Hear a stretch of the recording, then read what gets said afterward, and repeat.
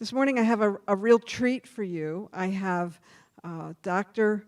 Raymont Anderson, who will be speaking with us today. I had an opportunity to record him just a little earlier, and he will be sharing with us on this idea of freedom has a price. So enjoy. Raymont has a lot to share with us. So hello and good morning, everyone. It is such an amazing pleasure to be with you all, and for Reverend Alice for asking me to share this amazing presence and stage and state of consciousness with you all. So if you are ready, if you are ready, then I'm going to go ahead and screen share so we can jump into this idea of what it means for freedom to have a price. So as I have on here, let's start with, in understanding that we treat and move our feet, we understand that creative action, in other words, the price, is a part of our spiritual practice.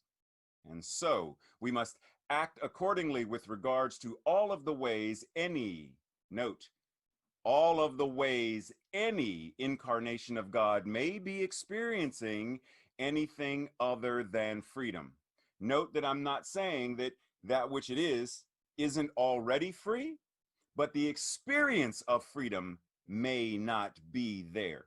So how do we step into greater awareness of bringing this awareness of freedom to everyone?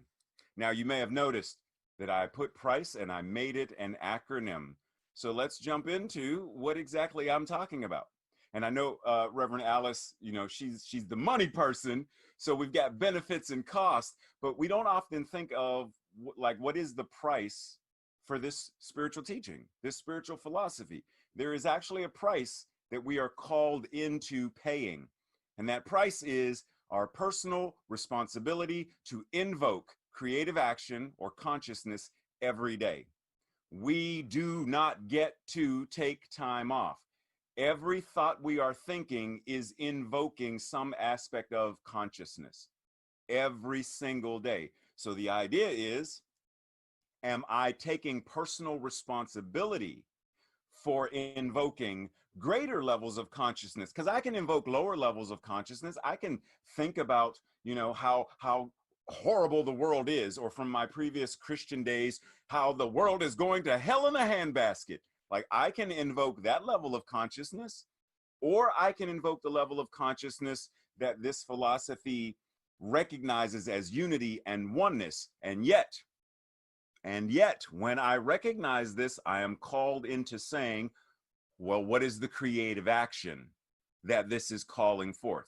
Note, we always say treat and, like, there's a second part of that, treat and creative action. Move your feet.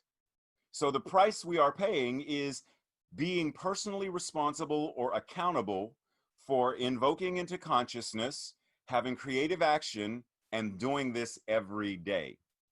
There's a great person that some of you may recognize, Harvey Milk, who says, it takes no compromise to give people their rights, right? We don't have to compromise to give people their rights. It doesn't take money to respect an individual. It takes no political deal to give people freedom. It takes no survey to remove repression. And what I hear when I read these words is this idea of freedom is a natural. The person's rights is a natural. It is an innate state that is already there. That's why there's no compromise needed. What do we need to do? We need to remove all of the obstacles. What did Rumi say? Well, don't look for the ways to find love. Look for the things that are blocking you from love. Harvey Milk also said, if it comes to the day that I am assassinated, in essence, if I am shot, then may that bullet break down every wall, every closet door, everything that is blocking people from living and expressing themselves. He knew there was a price to pay, and each day, each choice, each walk of the walk, he was willing to pay that price so that people could have respect, so that repression was removed, so that people understood and lived with whatever their innate, inalienable rights were. There's this passage in the Bible that says, "Thou shalt love thy neighbor as thyself." Take a breath, because I'm sure there are some of us that got some neighbors that the last thing we want to do is think about that neighbor next door who never wants to cut their grass, and they let their dog do the duty on my lawn. Like, there's that neighbor. But keep in mind, the price for a world that works for all is understanding what is mine to do so that I can love my neighbor as myself. Oh, wait a minute, but do I love myself? Ding, ding, ding, $1,000,000 question. Do I love myself in the way that I acknowledge the words of Ernest Holmes when he said, "God in me, as me, is me"? So if God is me, not just in me, not just with me, not just moving through me, but this divine thing itself is incarnating itself as me, then I am love made flesh. Every thought I think is coming from love. Every breath is love breathing itself. But do I live that? Do I self-care? Audre Lorde said that self-care is radical. It is an act of political revolutionary consciousness to love and care and nurture ourselves. Do we do that? Because see, the idea is if I can't love me, then how do I love you fully? How do I give you from an empty cup? I don't have love in my cup, so how do I give you love from an empty cup? How do I help raise the consciousness of freedom if I myself do not feel free? And let us keep in mind the words of Emma Lazarus, who said, "Until we are all free, none of us are free." Because check this out. How do I live my life and enjoy my life freely when I know that there are trans women of color being murdered and disappearing daily? How do I live free and the joys of everything in life and am oblivious to the fact that there were children separated from their parents and put in detention camps simply because they are Hispanic or Latinx? How do I turn a blind eye to I can't? I must recognize that if any aspect of God is not experiencing freedom, then the fullness of God cannot. A world that works for all means doing whatever is mine to do, where I am, how I am, with every thought, with every breath, with every feeling, every prayer, every interaction. How do I raise this consciousness of what it means to be free? Ernest Holmes said in The Science of Mind, page 440, and I changed one of the words. It's italicized, so don't send Reverend Alice any emails about he changed the science of mind. Just putting that out there. Holmes said, when the law of circulation is restricted, stagnation results. How many times do we allow thoughts and baggage and fear and whatever to block or restrict the law of circulation? How many times do we say, well, I can't tithe this week because I didn't get paid last week, rather than saying, what can I tithe? Not I can't tithe, but what can I? If it's a dime, giving that dime as if that dime is $10 million, giving from the consciousness of infinite abundance is far more. And once again, Reverend Alice is the money person, so I know she wants more than just a dime, but it starts with our consciousness. If I am giving from a state of fear, then I am infecting the entire tithe basket with the consciousness of lack and scarcity, versus doing what the woman in the Bible did when she gave the 1 cent. She gave from a complete heart of, I give all that I have in order to serve. When we tithe time, talent, and treasure, how can we step up and serve our beloved community? Can we make phone calls? Can we run errands for Reverend Alice? Can we do something for a practitioner? Well, how can we help and serve so that the law of circulation flows freely and infinite results are what come about? Note what I started at the beginning. In understanding that we treat and move our feet, we understand that creative action is a part of our spiritual practice, right? Let's move into what does it mean for us to bring this teaching to others? Meaning, what does it mean to meet them where they are in their life experiences in ways that we offer them how to shift their paradigms and beliefs, how to shift their consciousness so that they have practical ways of applying this teaching to any and all areas of their lives. See, it's real easy for us to keep this in-house. We share it with other CSLs, we share it with other like-minded individuals who may be unity or agape or divine science. But what about the person that we know is, hold on a second, what about the person that we know who is incarcerated in the prisons?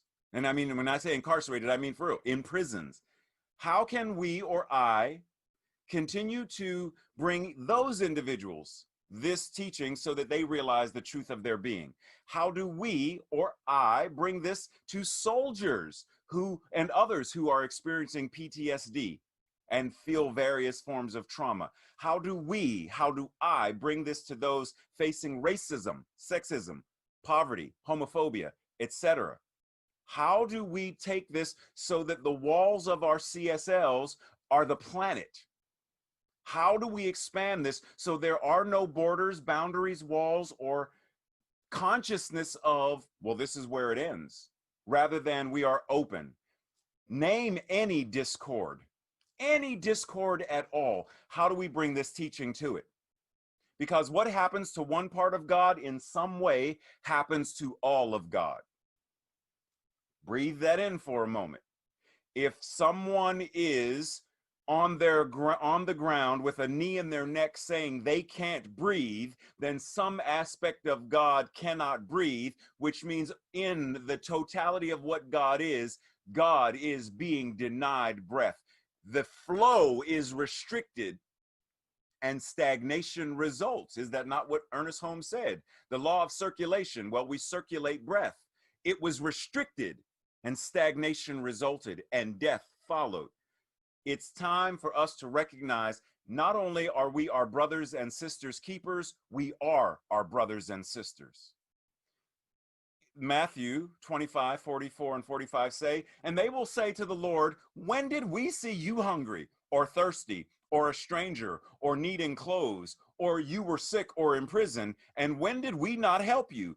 And Yeshua responded, truly I tell you, whenever you did not do this for anyone else, you didn't do it for me. Once again, when we deny any of our brothers or sisters or gender-rich individuals who do not dive into the idea of duality, binary sexual expression, when we deny anyone freedom, expression, love, joy, then we are denying that of the totality of what God is. The price is stepping in and changing that. We say we believe the ultimate goal of life to be a complete freedom or a complete emancipation from all discord of every nature, and that this goal is sure to be attained by all. However, what creative action is a demonstration of this belief? If we say we believe it, then we need to be moving our feet to demonstrate this. What is the price that is needed to pay for this demonstration? If I say I believe this is the goal, then what am I called to pay? What am I called to be? What am I called to step into so that this demonstration comes into being? James Baldwin said, not everything that is faced can be changed, but nothing can be changed until it is faced. If we are not going to acknowledge that Black Lives Matter, if we are not going to acknowledge that people are dying, if we are not going to acknowledge that there is fear within our own teaching, if we are not going to name the thing so that we can heal it, so that we can speak truth to it, then nothing is going to change. Why would Holmes talk about being open at the top if we're not going to be open at the top? If he were here and alive in human form today, what would he be encouraging us to do? What would he be encouraging us to face, to change, to transform, to transmogrify, to speak truth to power? If we are going to demonstrate a world that works for all, then it's time to start calling a thing and transform it. The Quran says, and whoever saves a life, it is as though he has saved or she has saved all of humankind. When we save one, when we bring this teaching to one, we bring it to all. We know there is only one mind. That mind is God. So whatever happens in the mind that Reverend Alice is using and is, then it is happening in my mind. How many times have you or I or someone said, oh man, I was just thinking that same thing. And our response was, there's only one mind. We say it like it's a catchy phrase, there's only one mind. But when it comes time to move our feet and live from that awareness, to save all of humankind and animal kind and the environment in order to change and transform our political system, our economic system, our educational system, our medical system. There's only one mind. So when Reverend Alice and I join in that one mind and we recognize what we are seeing, what we are envisioning, what we are calling into being is a political system that understands justice for all, that understands we hold these truths to be the inalienable rights, life, liberty, and happiness, not the pursuit of, happiness from that which God is for all of life, for all of the ways that God is showing up. Ah, that's a completely different level of consciousness. Are we ready to step into that? Are we ready to live from that?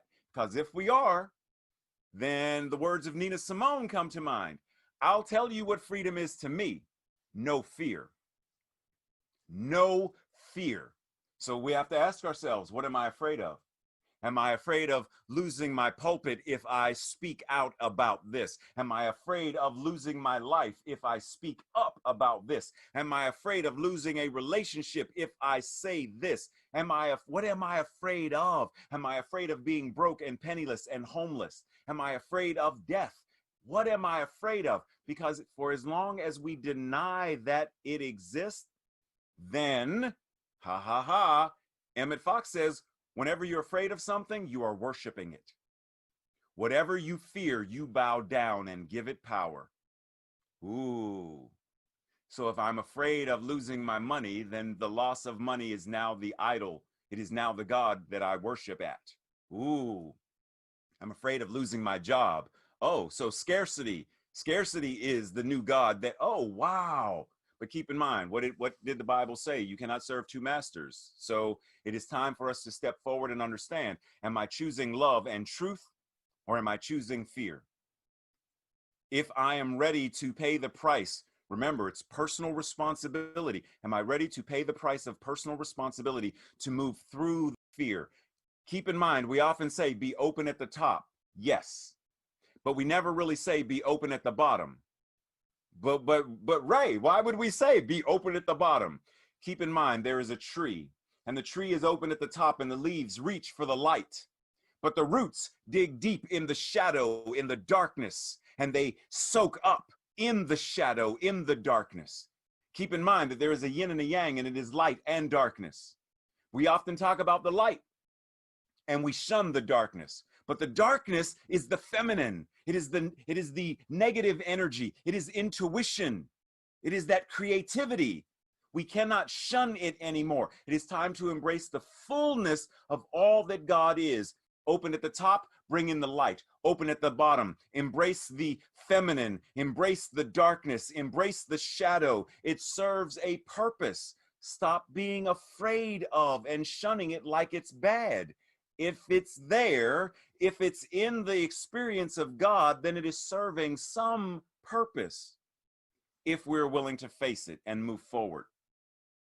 So here we go. There are many things that we often don't think about or talk about that currently may be holding us back. And any number of things, old narratives, could be the thing that's holding us back. Jealousy could be holding us back. Something relating to food and food addiction or codependency with food could be the thing. Sex or envy or a stagnant theology, any of these things could be the thing that we are allowing to deny us our freedom. But if we take them one at a time and dive in and do the work, then we recognize I am God, and if I am God, I am that I am. There is only that one power and that one presence incarnating itself in, through, and as me. and if that is what it is, Om Tat Sat, I am it, then what do I have to be jealous about? Jealousy is a fear, is a consciousness of, well, but wait a minute. They might leave me and go to somebody else. I don't want you to leave me. That's fear. Rather than saying, oh, you going to date somebody else? I wish you well and send you away with blessings. Ooh, what about that? Like, what if we dive into this idea and move forward? Now, I'm going to get a little personal, so bear with me. When I think about myself, I understand that I cannot help or serve fully if I cannot or will not help or serve or free myself. And what that means is I cannot give to you or anyone from my cup if it is empty. I must pay the price for my freedom in my own life first, right? I must do the work. I can't expect Reverend Alice to save me. I can't expect Reverend Alice to be the all in all who saves CSL and saves the world, although I know she can. It's not hers to do alone. All of the ways that God is showing up, it is a puzzle of many pieces, and we are all called into being. So I must roll up my sleeves and do what is mine to do. That means currently, what is mine to do? For real, right now, and I'll explain why, I have to ask myself, what am I doing to heal my experience of family dysfunction, the feeling of abandonment, trauma, abuse, my feeling of grieving the last visit with my mom because she made her transition on Father's Day, my last visit to the family home this past Tuesday, my experience of what am I doing to heal this? Because see, if I'm not willing to do the work on me, but I want to stand in a pulpit and preach about it and talk about it and teach about it, then I'm actually preaching, teaching, and standing in a consciousness of fear and guards and blocks rather than open, vulnerable, authentic, transparent. So what is mine to do? To feel the feelings of grief and mourn that my mother has made her transition, to be still and know that grief is a multi-layered roller coaster of, it is an ocean of waves and typhoons and hurricanes, and yet in the midst of it, just simply be still and know, if it's mine to do, cry or yell or walk or draw, forgive, ask for and receive support, if that's what is mine to do. What else might be mine to do? To celebrate the memories with honor and love while I practice the science of mind and spirit while in the midst of grieving, right? In the midst of the thing, I don't say, well, I'll wait until I'm done. I do it while it's the most challenging. I don't know if anybody's ever been to the CSL, website and gone to our store for CSL, but we have these amazing little bookmarks as an organization on the thing. And one of the sides of the bookmark, it says Science of Mind practices spiritual mind treatment, practicing the presence, self-awareness, compassion. Like there's a list of things that I ask myself, am I practicing how can I practice gratitude in the midst of my grief? How can I practice compassion in the midst of my grieving? How can I have or avail myself to direct revelations of truth in the midst of my grieving?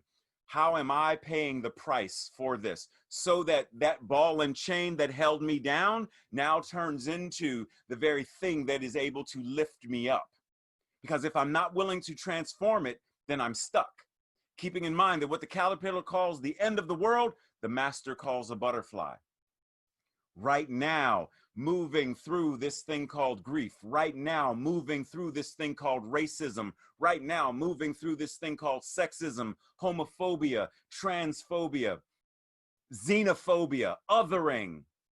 All of these things, we are now being called into greater levels of awareness, but we have to be in and willing to do what is ours to do, to confront our own internal biases, to have conversations that are courageous and bold, and to, most importantly, use the principles of this teaching.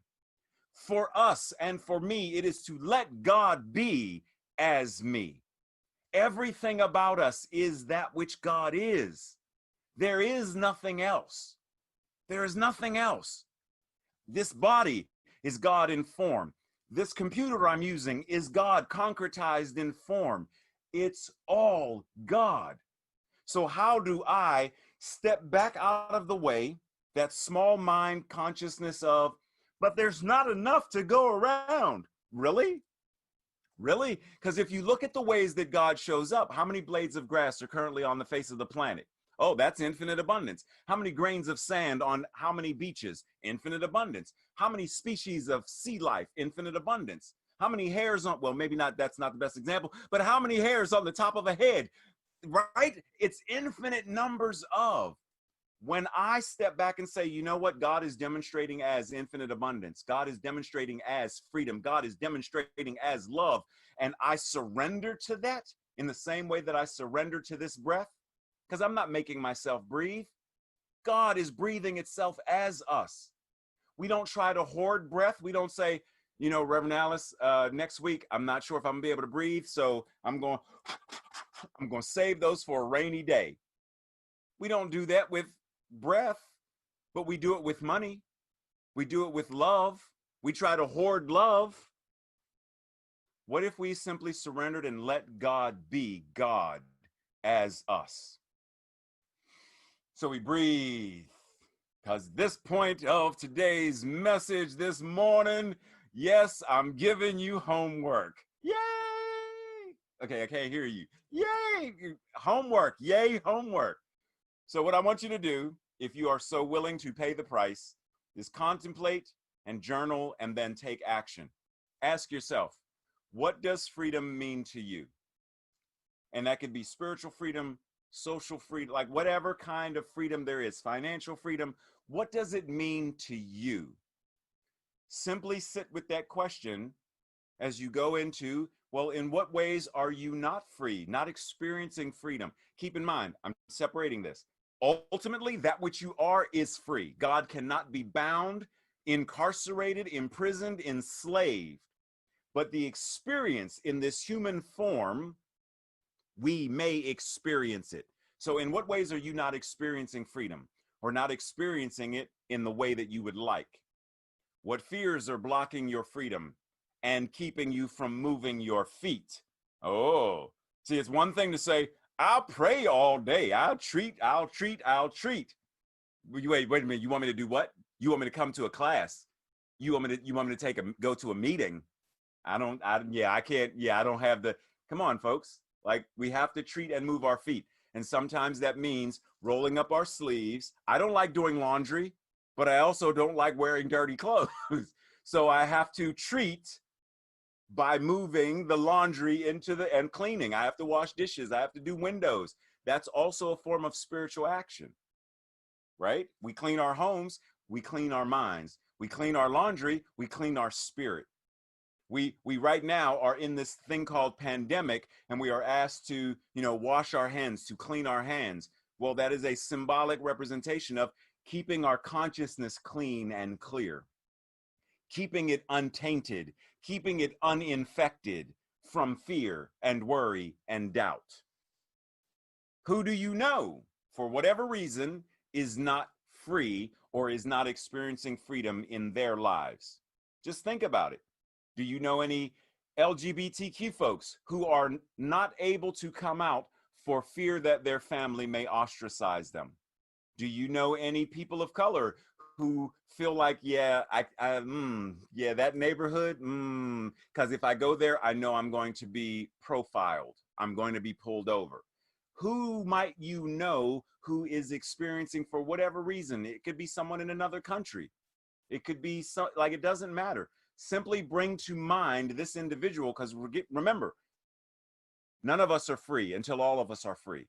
So let us raise them up in our consciousness as well and recognize, I right now understand and know that there are trans women of color who are being murdered. I raise them up in my consciousness, knowing that in a world that works for all, that has ended. Raise it up. I right now recognize that these children who were separated from their parents are reunited in the power and the presence of love, in unity and oneness. Raise them up in our consciousness. And then lastly, what 3 things will you commit to doing?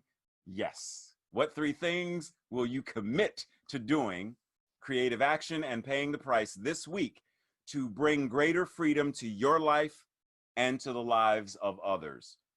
Find 3 things that you know that you can do. D-O. 3 things you can do. Not think about, not contemplate, not twiddle thumbs, but to do, so that someone may have and experience greater levels of freedom. And now let us enter into that spiritual practice called spiritual mind treatment. Once again, anchoring into this breath, recognizing that this inhalation and exhalation, this body is more than intelligent enough to breathe itself. That I don't have to think about, oh, wait a minute, is it time to breathe? Oh, I'm supposed to inhale. I simply surrender and the body knows. Take it in, and it nourishes the cells and expel. And from what is expelled, it nourishes trees and plant life. This law of circulation, that what they give, I take in, what I give, they take in. Eternally and infinite in this circulation, but ultimately recognizing that this breath is God breathing itself. And as I surrender into this, I speak what I know. God in me, as me, is me. There is only this one power and this one presence. And I know this, and I embody this with such great awareness that I speak from the end. Amen. Amen, that right here and right now, love is what is. Amen. And so it is that right now, this is a world that works for all, because what exists in the mind of God is already fully formed and fully functioning. So amen, that that which is in the mind of God is already demonstrating, manifesting, and concretizing itself in this earth realm of experience, that every man, woman, and child, every human being, every animal, every plant, every species, every environment is enveloped in this consciousness of it is a world, it is a family, it is a home that works for all. That what needs to be dissolved is dissolved. What needs to be elevated is elevated. What needs to evolve into greater levels of consciousness in politics, in education, in medicine, in theology, in sociology, in all aspects, that which God is, I call it into, I evoke and invoke it into being. Amen, that I know that it is so. Amen, that I am standing in great gratitude, knowing that God is on the job, and knowing that that is me, knowing that that is Reverend Alice, knowing that that is every single person watching this, whenever it is that you are watching it, because God is not based on time, God is not based on precedent, but God is infinite principle. And so I surrender this into the law, knowing that that yes is already on the move, that this world that works for all is, and I surrender and do what is mine to do. I surrender, know that each of us is doing what is ours to do. I breathe, I accept, I pay the price, and so it is. Ashe, amen, aho, and so it is. Thank you.